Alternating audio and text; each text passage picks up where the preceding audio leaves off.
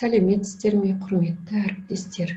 Мен Алматы облысы білім басқармасының Қарасай ауданы бойынша білім бөлімі мемлекеттік мекемесінің Ушинский атындағы орта мектебі коммуналдық мемлекеттік мекемесі. Бастауыш сынып мұғалімі Момбаева Жанат Сметкановна. Біліктілігім зерттеуші, еңбек өтілім 20 жыл. Бүгінгі сіздермен өтетін вебинар тақырыбы қашықтықтан оқыту барысында сандық технологиялардың тиімділігі. Мақсаты: бұл вебинарды өткізудегі негізгі мақсатым өз әріптестерімен әдістемелік көмек көрсету және бөлісу. Қашықтықтан оқыту барысында қолданылатын сандық технологиялардың тиімділігі туралы түсіндіру. Сандық технологиялар қазіргі кезде әлемде кеңінен таралуда. Сандық технология табысты болашақтың кілті дегендей, жаңа технологияға бай мемлекет дүние жүзі бойынша көш бастап, Қазақстан осы санаттағы 30 озық елдің қатарына қосылуға мүмкіндік алды. Қашықтықтан оқыту бұл алыс қашықтықта білім алу. Яғни осы дәуірдегі сандық технологиялар мен интернеттің көмегімен біз үйден шықпай-ақ білім ала аламыз. Бұл бізге қашықтықтан оқыту жүйесіне көмектеседі. Сандық технология арқылы қашықтықтан білім беру бұл компьютерлік және телекоммуникациялық технологиялар мен құралдардың көмегімен оқыту.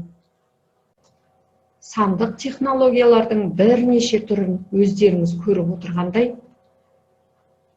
Мубизм, Каймастер, Vivo Video, X-Recorder, InShot және барлығымыз сабақта қолданып жүрген онлайн мектеп платформасы. Сандық технологияларға тоқталатын болсақ, оқыту білім көзі. Сандық технология арқылы қашықтықтан білім беру, өзін-өзі тану негізінде танымдық белсенділікті ұйымдастыру. Сандық технология арқылы қашықтықтан білім беру бұл оқытудың әдеттегі нысандарынан біршама ерекшеленетін жаңа ерекше білім беру нысаны.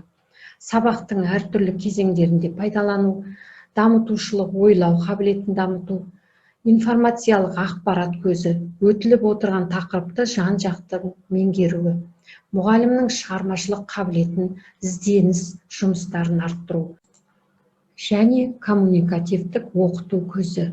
Оқыту үрдісінде оқушының қызығушылығын арттырады. Мен осы сандық технологияның ең тиімдісін қашықтықтан оқыту барысында онлайн мектеп платформасын және InShot бағдарламасын өзімнің тәжірибемде іске асыра отырып, өз сабағымда сандық технологияның тиімділігінің маңызы зор екенін байқадым.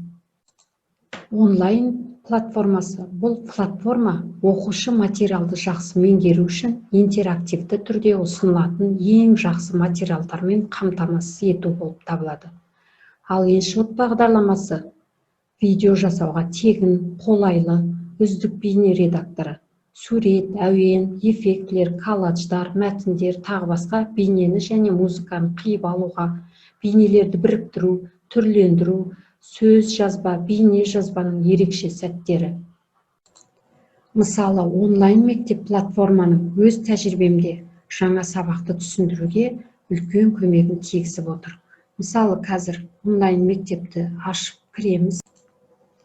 Оқуды бастау үшін кестедегі сабақты таңдап аламын. Мысалы, мен математиканы таңдап алып, өту батырмасына басамын.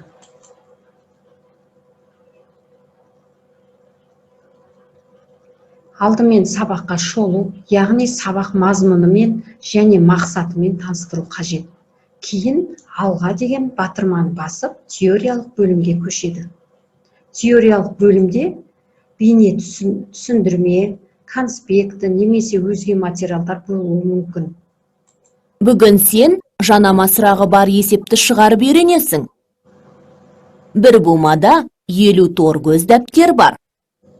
Бұл жолды дәптерге қарағанда 20 дәптерге артық. Екінші бумада неше жолды дәптер бар? Есепті шығару үшін алдымен сызбасын сызамыз. Содан кейін шешеміз. Айтшы, тор көз дәптер нешеу? Дұрыс, 50. Тор көз дәптерді сызық бойына белгілеп, 50 деп жазамыз.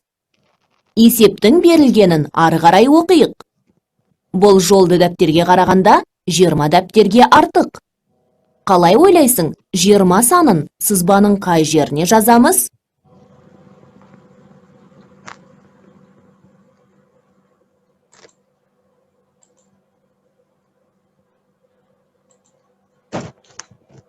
Дер, ол, бұл, олар. Осылай теориялық бөліммен танысқаннан кейін оқушы әртүрлі қиындықтағы жаттығулар беріледі.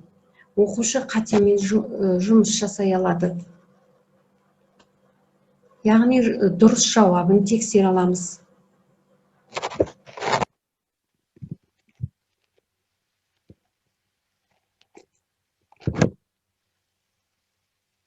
Барлық тапсырмалар орындалғаннан кейін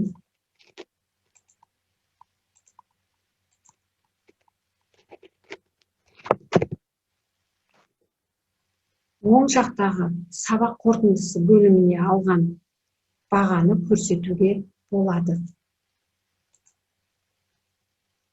Міне осылайша әр оқушы өзінің үй тапсырмасын да орындауға болады. Бұл платформаның тиімділігі кез келген жерінде тоқтатып, түсінбеген тапсырмаларды мұғалімнің көмегімен талқылау сұрақтарын жүргізе алады.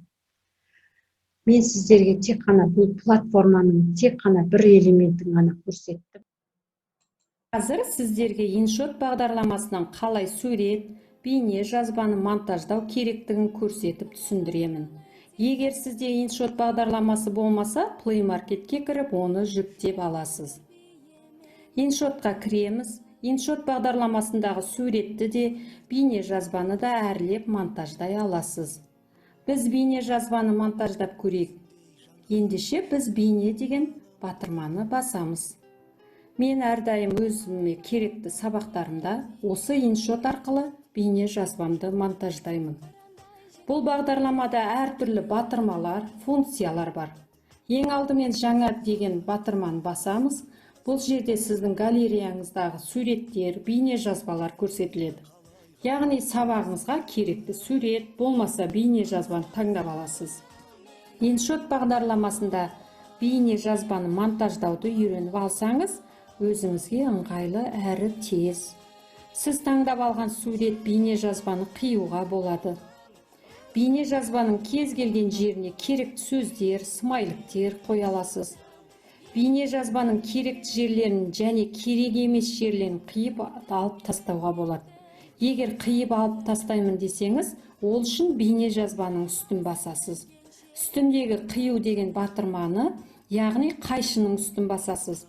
Немесе егер сіздің бейне жазбаңыз тым ұзақ болса, сіз оны бейне жазбаның үстіне басып, жоғарыдағы жылдамдық деген батырманы басу арқылы тездетіп, немесе баяулатуға болады. Мысалы, бейне жазбаның орташасы 1 сан делік. Ал егер бейне жазбаны баяулатқыңыз келсе, 0,5-ге, немесе тездеткіңіз келсе 1,6-ға қоясыз.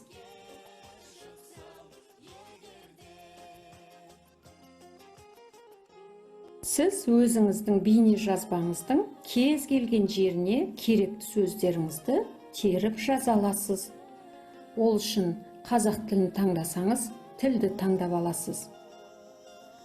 Жазған сөзіңіздің типін өзгертуге, фонын өзгертуге, түр-түсін өзгертуге болады. Және ол сөзді кез келген жерге жылжытып қоя аласыз. Анимация жасайсыз.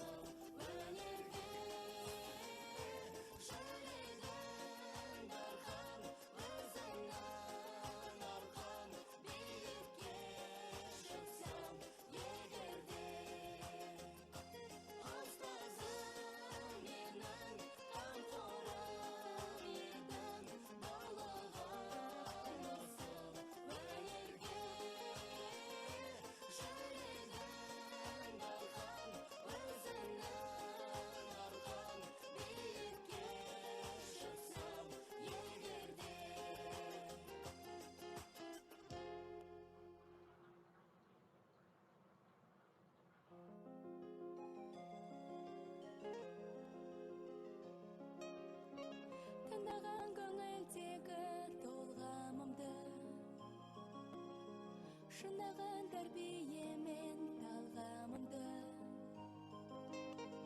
Өмірдің маған сыйы деп білемін.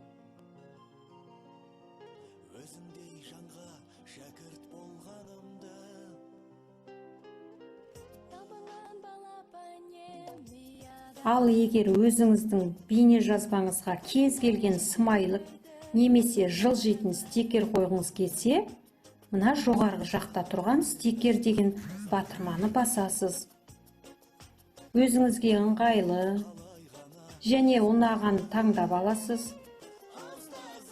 Ол таңдаған стикеріңізді үлкейтуге, кішірейтуге болады. Егер керек болмай жатса, X батырмасын немесе қоқыс жәшігін басып саласыз.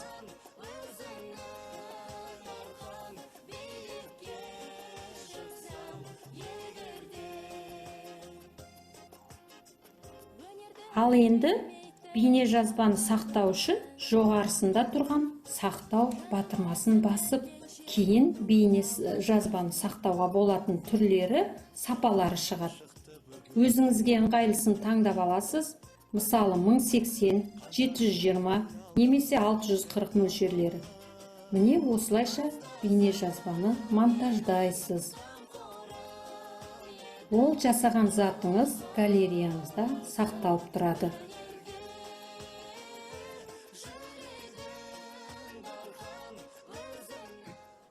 Қорытындылай келе, сандық технологиялардың жаңа мультимедиалық мүмкіндіктерімен толықтыруға, оқушылардың назарын аса маңызды көріністердің ерекшеліктеріне шоғырлануға, оны көрнекілік түрде көрсетуге, сабақтың мазмұнын қоғамда болып жатқан өзгерістермен, өмірлік тәжірибелермен, оқушылардың пәнге деген қызығушылықтармен байланыстыруын қамтамасыз етуге мүмкіндік береді. Сонымен қоғамдық, гуманитарлық және жаратылыстану, математикалық бағыттағы пәндерге сандық білім ресурстарын қолдану, оқыту сапасын тиімді түрде арттырады. Сандық технологиялардың тиімділігінің оқушылардан күтілетін жақсы нәтижелер. Өтілетін материалдарды дұрыс әрі жеңіл түрде түсінеді. Оқушының өздігімен дайындалып, жұмыстың барлық кезеңдерінде өзін-өзі тексереді. Жұмысты тиянақты түрде орындап, мұғалімге файл түрінде тапсыруға болады. Қажетті материалдарды жылдам ізденіп табуға мүмкіндік туғызады. Электронды оқулықты сабақта қолданып, оқушының өз деңгейінде тапсырмаларды таңдайды. Түсінбеген тақырыптарды шексіз қайталайды. Жалпы, сандық ресурстарды қолдану оқушылардың таным түсінігін арттырып, жаңа мүмкіндіктерге жол ашады деп бүгінгі вебинарымызды аяқтаймын. Назар қойып тыңдағандарыңызға рахмет. Сау болыңыздар.